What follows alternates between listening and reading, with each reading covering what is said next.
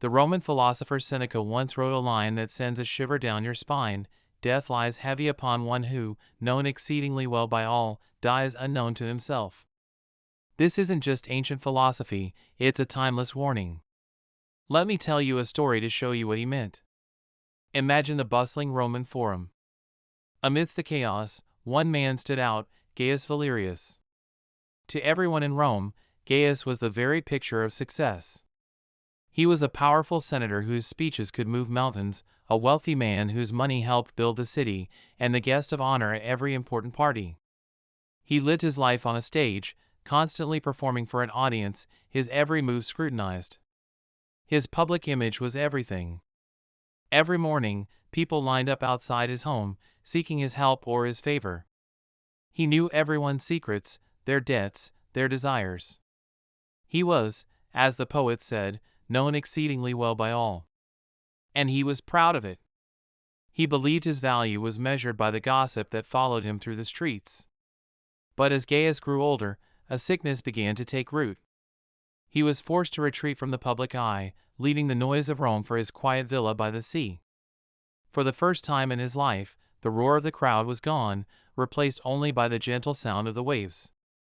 And in that silence, a deep unease began to grow. Walking through his gardens, he saw statues of his younger self, but he didn't recognize the man staring back. He had spent his entire life being what others wanted him to be, wearing different masks for different people, always chasing the ghost of his reputation. He knew every law of the land, but he didn't know what brought him genuine peace. He could name every distant province of the empire, yet the landscape of his own soul was a mystery he'd been too busy to explore. One evening, he looked at his reflection in a bronze mirror and saw a stranger with tired, empty eyes. He had a chilling realization: the world would mourn the great Gaius Valerius, the public figure, but no one would truly mourn him, the man, because he had never allowed that man to exist. The thought of his own death became a crushing weight, not because of what he was leaving behind, but because of what he was failing to take with him. He was dying as a famous monument, but inside, he was completely hollow. This story is a powerful illustration of Seneca's warning. Gaius represents that very human urge to chase status and public opinion, often at the expense of looking inward. To be known by all but unknown to oneself is a tragic fate. It's to get to the end of your life and realize you were just an actor in a play that someone else wrote for you, never discovering your own true self.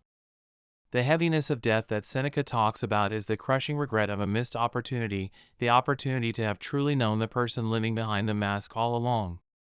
It's a reminder for all of us to spend less time building a reputation and more time building a relationship with the person in the mirror. If this story connected with you, let me know in the comments. Please like and subscribe for more content that makes you think. Thanks for watching.